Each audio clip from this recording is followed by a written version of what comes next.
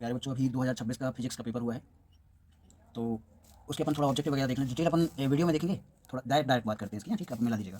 तो चलते हैं अपन पहले क्वेश्चन में। जैसे कि पहला क्वेश्चन आपका ये रहा। इसमें देखिए सही जोड़ियाँ हैं। इसमें बोला है कि स्तंभ आ को स्तंभ बा से मिलाकर सही जोड़ियाँ मिलाई लिखिए। तो पहले का हम बता दे रहे, देखिए मिलाते जाना है। पहले का है आपका चौथा, मिलाते जाइएगा। पहले का चौथा, ये वाला सत्य है। और दूसरे की बात करें तो दूसरे का है आपका पाँचवा। ठीक। और तीसरे की बात करें, तीसरा सी है।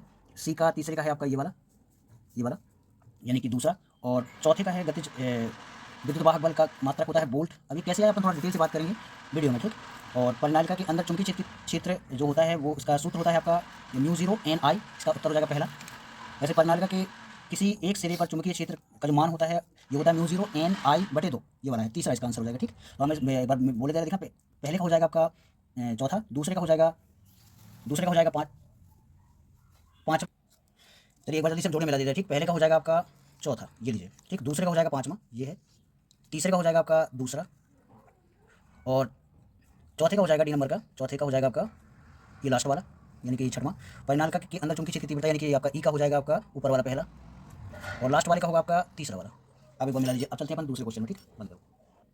चलिए दूसरा क्वेश्चन बोला है प्रत्येक प्रश्न के में दिए गए विकल्पों में से सही विकल्प चुनकर लिखिए। तो पहला क्वेश्चन है आपका आदर्श विद्युत द्विध्रुव का आकार होता है। तो पहले का हो जाएगा शून्य। पृथ्वी का मानक विभव है तो इसका भी हो जाएगा शून्य।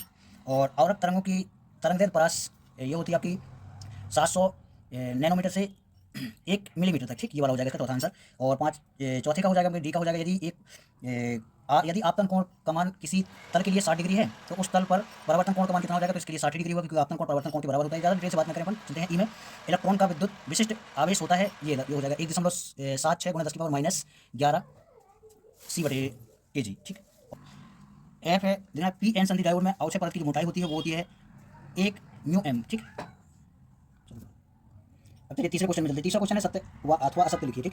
तो गुणता कारक ω/L/R है, ये आपका सत्य है। पहला वाला सत्य हो जाएगा। दूसरे की बात करें तो ये बोल रहा है कि विवर्तन की घटना में ऊर्जा का पुनर्वितरण होता है, तो ये बिल्कुल सत्य है। तीसरे में बात करें, देखना ये बोला है उपयुक्त तापन के द्वारा मुक्त इलेक्ट्रॉनों को पर्याप्त तापीय ऊर्जा दी जा सकती है इससे कि वे धातु के बाहर आ सकें, ये बिल्कुल सत्य है। आपका ये वाला है, ध्यान से देखना, गामा 6 में निम्न ऊर्जा में प्रोटॉन उत्सर्जित होते हैं, ये गलत है, बिल्कुल असत्य है ये। तो अगले में चलते हैं। अर्धचालकों का ताप बढ़ाने से उसकी चालकता कम हो जाती है, तो ये बिल्कुल असत्य है, बढ़ जाती है, ये गलत है। ठीक। तो ये सत्य, पहला देखिए सत्य, दूसरा सत्य, तीसरा सत्य, चौथा असत्य, पांचवा असत्य है। अब चलते हैं चौथे क्वेश्चन में। उचित शब्द के द्वारा रिक्त स्थानों की पूर्ति कर लिखिए। तो इसमें पहला क्वेश्चन है चुंबकीय फ्लक्स का घनत्व। चुंबकीय फ्लक्स घनत्व डेट सदिश राशि है, राशि है। तो कौन सी राशि है? तो ये सदिश राशि। ठीक, पहले में हो जाएगा आपका सदिश, हमने यहाँ पे बाद में लिख लिया है। अब अगला क्वेश्चन है, ध्यान से बी है।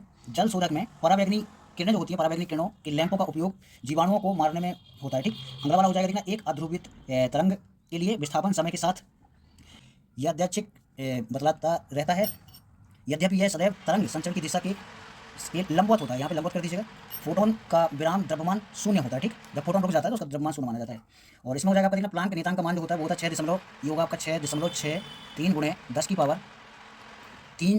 यानी कि -34। और ठीक। और इसमें हो जाएगा देखना, जर्मेनियम डायोड के लिए देहली वोल्टता लगभग ये होती है आपकी, देखना रियल मान कितना होता है 0.27 वोल्ट, या फिर आप लिख सकते हैं इसकी जगह लिख सकते हैं 0.3 वोल्ट। तो आप इनमें से कुछ भी कर सकते हैं, दो में से दोनों सही है।